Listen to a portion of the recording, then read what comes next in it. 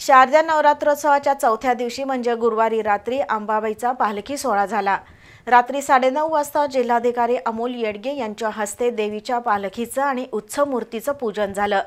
त्यानंतर अंबारी आकारात सजलेली पालखी मंदिराच्या आवारात परिक्रमेसाठी बाहेर पडली आणि भाविकांच्या भक्तीला उधाण आलं। गुरुवारी नवरात्र उत्सवाच्या चौथ्या दिवशी प्रथेनुसार पालखी सोहळा झाला। गेल्या 2 दिवसापेक्षा गुरुवारी अंबाबाई मंदिरात भाविकांची प्रचंड गर्दी झाली होती। जिल्हाधिकारी अमोल येडगे आणि जिल्हा परिषदेचे मुख्य कार्यकारी अधिकारी कार्तिकेन एस यांच्या हस्ते पालखीचं आणि उत्सव मूर्तीचं पूजन झालं। त्यानंतर अंबारी आकारात सजवलेली पालखी गरुड मंडपातून मंदिरात गेली।